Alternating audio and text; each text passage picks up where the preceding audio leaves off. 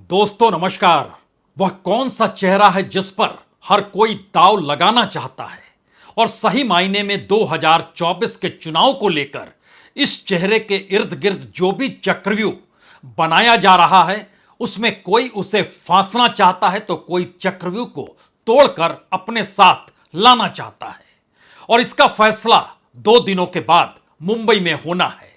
लेकिन इसके ठीक समानांतर एक और लकीर है जिसमें 2 नहीं 3 नेता और आकर फंस जाते हैं। इसमें सेंध लगाने की तैयारी मोदी शाह दोनों कर चुके हैं और अगर सेंध लग जाएगी तो किला बच जाएगा, लेकिन अगर सेंध नहीं लगी तो फिर उम्र पूरी हो चली है बीजेपी की, इसका एहसास मुंबई में ही उसे होने लगेगा। तो 4 चेहरों के इर्द गिर्द की एक ऐसी कहानी जो मौजूदा वक्त में इंडिया के भीतर घमासान मचाए हुए है और दूसरी तरफ एनडीए ना कहें बल्कि सिर्फ मोदी शाह की उस बिसात को समझें जिस बिसात के आसरे उनका काम किसी एक चेहरे की खामोशी को पसंद करना है तो कहीं पर 2-3 चेहरों में सेंध लगाना है। और सियासत की इस अनूठी लकीर को आज जरा पढ़ने की कोशिश कीजिएगा, क्योंकि जिन 4 चेहरों का जिक्र है उन 4 चेहरों के इर्द गिर्द लोकसभा की 188 सीटें आकर खड़ी हो जाती है। उस 188 सीटों में से 111 सीट बीजेपी के पास है और अगर ये चारों चेहरे इंडिया के साथ खड़े रह जाते हैं आखिरी तक तो फिर एक झटके में 50 से 55 सीट बीजेपी की कम हो जाएगी, यानी 272 का जादुई आंकड़ा सिर्फ इन 4 चेहरों के आसरे ही 250 के नीचे आकर खड़ा हो जाएगा। और उसके बाद इस देश के भीतर के अलग अलग राज्यों में जहां पर कुछ छत्रपों की अपनी सियासत है और जहां पर कांग्रेस अपने तौर पर मजबूत होकर निकलना और खड़ा होना चाहती है, वहां फिर कौन से हालात होंगे शायद उसको बताने की जरूरत इन 4 चेहरों के बाद पड़ेगी नहीं। लेकिन सबसे महत्वपूर्ण चेहरा किसका है? सबसे महत्वपूर्ण चेहरा इस दौर में मायावती का आकर खड़ा हो चला है। मायावती के पास वोटों की ताकत इतनी ज्यादा है जो अगर किसी के साथ नहीं मिलती हैं तो फिर वह वोट की ताकत वोटों के जरिए ही बर्बाद हो जाती है। 2014 में बीजेपी और कांग्रेस के बाद सबसे ज्यादा वोट किसी को मिले तो वो मायावती थी। 2019 में कांग्रेस और बीजेपी के बाद सबसे बड़ी ताकत के तौर पर ममता बनर्जी उभरी जरूर, लेकिन उनका पूरा कब्जा बंगाल के भीतर था। लेकिन चौथे नंबर पर मायावती का वोट बैंक था जिसका लाभ उन्हें सिर्फ उत्तर प्रदेश में मिला। तो क्या मायावती, अखिलेश यादव और कांग्रेस अगर ये तीनों उत्तर प्रदेश में साथ आकर खड़े हो जाते हैं तो सिर्फ उत्तर प्रदेश में नहीं बल्कि इस देश के भीतर के पूरे दलित वोट बैंक के भीतर एक झटके में इंडिया उनके साथ कहीं खड़ा नजर आने तो नहीं लगेगा। और यह शायद एक उल्टी गिनती की शुरुआत बीजेपी की हो तो नहीं जाएगी। हमें लगता है आज परत दर परत परखने की कोशिश कीजिए इन बातों का जिक्र क्यों हो रहा है। जिन 4 राज्यों का हमने जिक्र किया उसमें उत्तर प्रदेश के 80 सीटें आती हैं। शरद पवार यानी महाराष्ट्र ये दूसरा चेहरा है जहां सेंध लगानी है और जिनको लेकर इंडिया के भीतर ही बहुत सारे सवाल हैं कि आखिर शरद पवार चाहते क्या हैं, आखिर शरद पवार अजीत पवार से क्या चाहते हैं, आखिर अजीत पवार बीजेपी से क्या चाहते हैं और शरद पवार से क्या चाहते हैं, और बीजेपी खुद अजीत पवार से क्या चाहती है। क्या वह एकनाथ शिंदे की तर्ज पर देखना चाहती है या फिर खेल कुछ और है। इस सेंध को लगाने में कोई बहुत मुश्किल बीजेपी को होनी नहीं चाहिए अगर वह इस दिशा में कदम बढ़ा चुकी है तो, अन्यथा अजीत पवार को लौटना ही होगा। लेकिन लौटने से क्या वाकई शरद पवार की वो ताकत दोबारा खड़ी हो जाएगी जो इस दौर में अजीत पवार को छोड़ने के बाद दोबारा सुर्खियों में आए शरद पवार एक झटके में महाराष्ट्र की राजनीति में बीच में आकर खड़े हो गए हैं। उसके बाद का चेहरा जो सेंध लगाने का है वो बिहार में नीतीश कुमार का चेहरा है। नीतीश कुमार को कितनी अहमियत इंडिया के भीतर मिल रही है या फिर वो जितनी अहमियत चाहते थे उतनी भी अगर नहीं मिल पा रही है तो बिहार की समूची राजनीति के केंद्र में नीतीश कुमार को छोड़कर किसी दूसरे को कोई खड़ा कर नहीं सकता है। तो क्या वहां पर भी शाह सेंध लगाना चाहते हैं और चौथा चेहरा अरविंद केजरीवाल का है। अरविंद केजरीवाल दिल्ली और पंजाब में मजबूत हैं, लेकिन लोकसभा चुनाव में वह बिल्कुल मजबूत नहीं है। और कांग्रेस उनके साथ कैसा तालमेल करेगी, अगर जरा सा भी तालमेल हो जाता है तो बड़ा झटका पंजाब के साथ साथ दिल्ली में भी कहीं ना कहीं बीजेपी को लग ही जाएगा। तो इन 4 राज्यों की सीट यानी 80 सीट यूपी की, 48 सीट महाराष्ट्र की, 40 सीट बिहार की और 7 सीट दिल्ली की और 13 सीट पंजाब की, यानी कुल मिला के 188 सीट। अगर इस आंकड़े को समझिए तो, और अगर सारे लोग एनडीए के साथ, इंडिया के साथ खड़े हैं, तो फिर दिल्ली में 7 में से 3 सीट होगी, पंजाब में 0 होगा क्योंकि जो 2 सीटें आई थी वो अकालियों के साथ मिलकर आई थी, उसका गणित भी आपको बताया जाएगा। लेकिन बिहार में 9 सीट से ज्यादा जीत पाना बहुत मुश्किल होगा, यानी जहां स्ट्राइक रेट 100% रखते थे नीतीश के साथ मिलकर, वहां 9 सीट पर सिमटना होगा। महाराष्ट्र में 15 सीट पाते पाते बीजेपी हांफने लगेगी और उत्तर प्रदेश में 35 से 40 के आंकड़े को पार करना उसके लिए मुश्किल हो जाएगा। लेकिन शुरुआत हमने मायावती से की है और मायावती एक ऐसा मास्टर स्ट्रोक है जिसका इंतजार इंडिया बाखूबी कर रहा है, न्योता भी दे रहा है। लेकिन खुद मायावती के बारे में कहा जाता है वो पहले माहौल को भांपती है। और जब अखिलेश के साथ उत्तर प्रदेश की सियासत को एक साथ मिलकर साधने की कोशिश की थी, उस वक्त के दौर के उपचुनाव को याद कीजिएगा तो योगी की सीट पर भी बीजेपी हारी और फूलपुर से जो केशव प्रसाद मौर्य थे वह भी हारी। तब दोनों साथ निकल कर आए, लेकिन वोट ट्रांसफर उत्तर प्रदेश में उस तरीके से नहीं हो पाया जैसा अखिलेश और मायावती दोनों ने सोचा था। लेकिन अगर इस दौर की परिस्थिति को समझे और मुस्लिमों की मानसिकता उत्तर प्रदेश के भीतर की राजनीति को साधने वाली समझे, तो मायावती उस माहौल को अभी भी पढ़ रही है और इंतजार करना चाहती है वह इन 3-4 राज्यों के विधानसभा चुनाव का। लेकिन सवाल यह है कि 2014 में मायावती को इस देश के लगभग 4.25% वोट मिले थे। 4.25% वोट का मतलब है 2,29,00,000 वोट, और उनको एक भी सीट नहीं मिली थी। यानी इतने वोट मिले बीजेपी और कांग्रेस के बाद तीसरी बड़ी पार्टी मायावती की थी। 2019 में गठबंधन किया समाजवादी पार्टी के साथ, 10 सीटों पर जीत मिली, लेकिन वोट जो थे कमोवेश वही रह गए, 2,22,00,000। और अगर पूरे देश की स्थिति में लाएंगे तो 3.6% यहां पर ममता बनर्जी उनसे आगे निकल गई। पहला सवाल, लोकसभा चुनाव के भीतर में देश भर में बिखरे हुए दलितों के लिए नेता के तौर पर अगर कोई बड़ा नेता है तो वो मायावती इसलिए है क्योंकि उत्तर प्रदेश में 80 लोकसभा की सीट आती है, सबसे बड़ी तादाद में वोटरों की मौजूदगी है। और इसको एक क्षण के लिए और समझिए तो उत्तर प्रदेश में बीएसपी को यानी मायावती को 1,66,00,000 वोट मिले थे, यानी उनके कुल वोट में से 1,66,00,000 अगर माइनस कर दीजिएगा तो 2 करोड़ वोट इस देश के दूसरे हिस्सों से मिले थे जहां से एक भी सीट नहीं मिली। तो अगर यह कंबिनेशन बन जाता है इंडिया के साथ मायावती का, तो यह एक ऐसा कंबिनेशन है जिसमें उल्टी गिनती तो बीजेपी की शुरू हो जाएगी। उसके बाद सवाल बाद में निकलेगा कि किसमें वह सेंध लगा पाती है या नहीं लगा पाती है। लेकिन एक क्षण के लिए ध्यान दीजिए, 2019 तक बीजेपी ने जिस नारे से दलित वोट को साधा था उसमें नॉन जाटव दलित था, दूसरी तरफ ओबीसी को जो साधा था वो नॉन यादव ओबीसी था। और यह फैक्ट है कि 39% नॉन जाटव वोट सिर्फ बीएसपी को मिला था, बाकी बीजेपी के पास चला गया था। यानी गठबंधन को जो मिला था, महागठबंधन जो उत्तर प्रदेश में बना था, वह बीजेपी के पास 61% गया था नॉन जाटव दलित। और दूसरी तरफ नॉन यादव ओबीसी जो था वह सिर्फ 17% वोट महागठबंधन को मिला था, बाकी वोट बीजेपी के हक में चला गया था। और यहीं से बीजेपी ने नकेल कस ली थी, उत्तर प्रदेश में 62 सीटें अपने बूते जीती और एक झटके में आकर वह 303 के आंकड़े पर पहुंच गई।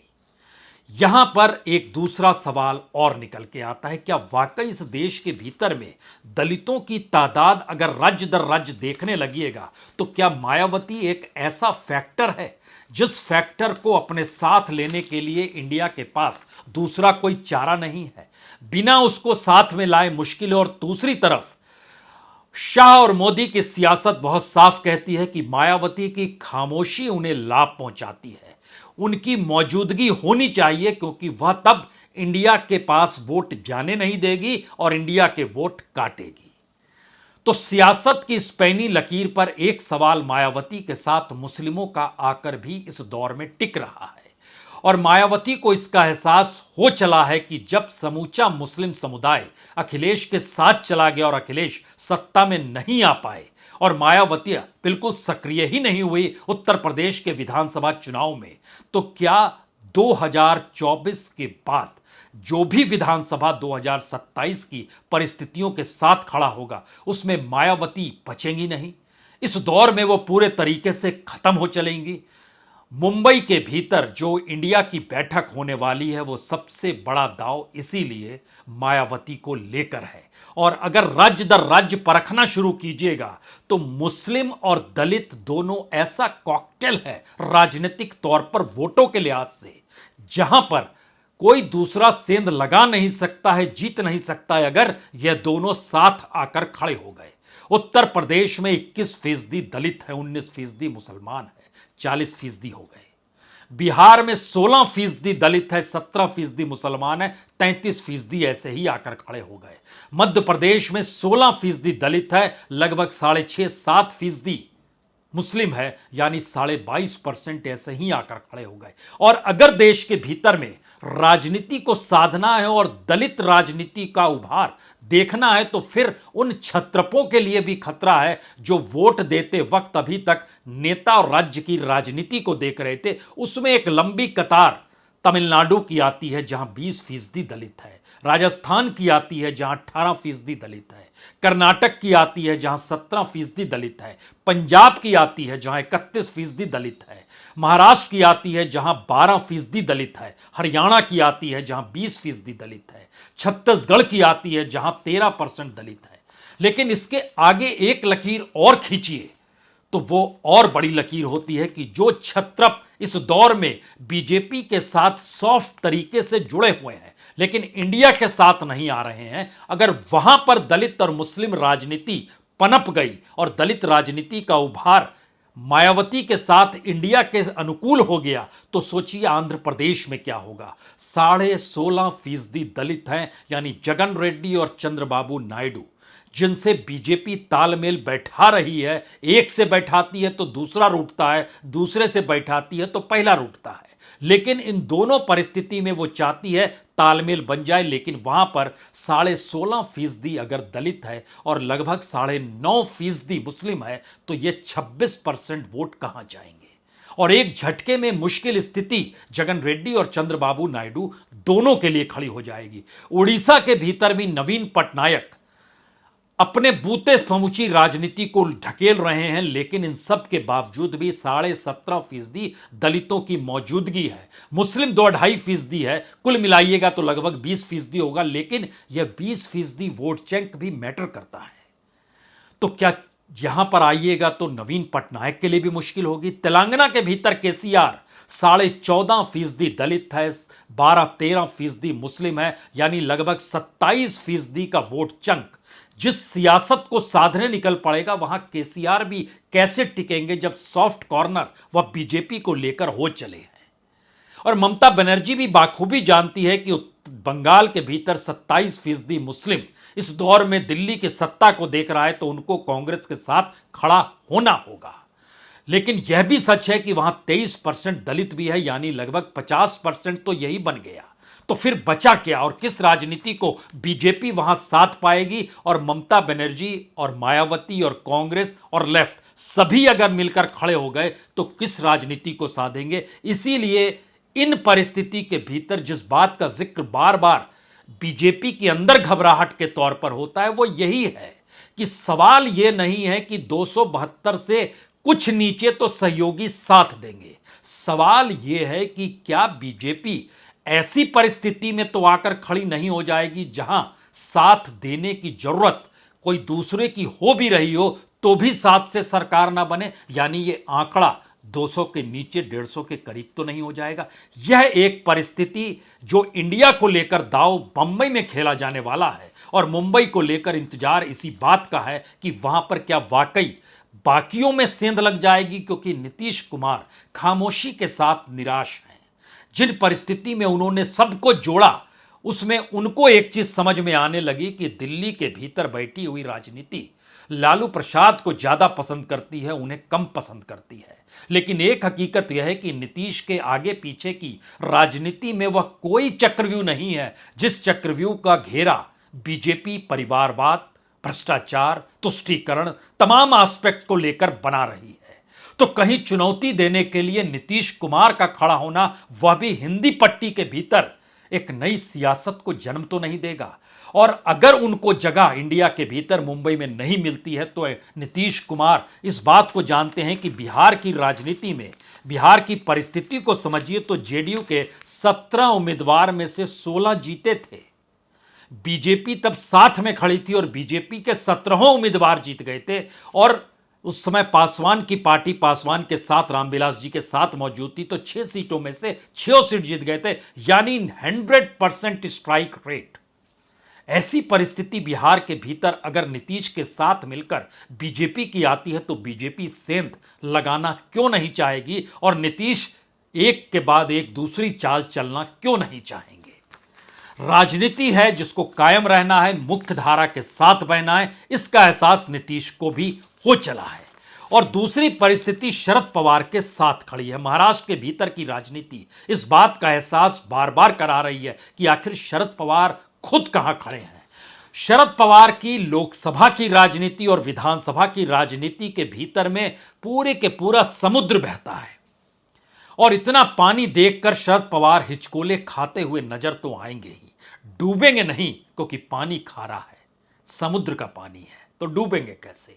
तो अजीत पवार को तैरने के लिए भेजा, छगन भुजबल को भेजा, तमाम उस पूरे कमांडर्स को भेजा जो उसको तैयार किया गया था एनसीपी को महाराष्ट्र के भीतर। लेकिन एनसीपी का सच क्या है, लोकसभा में 19 उम्मीदवार 2019 में उतारे, 4 जीते, 15.5% वोट मिलता है।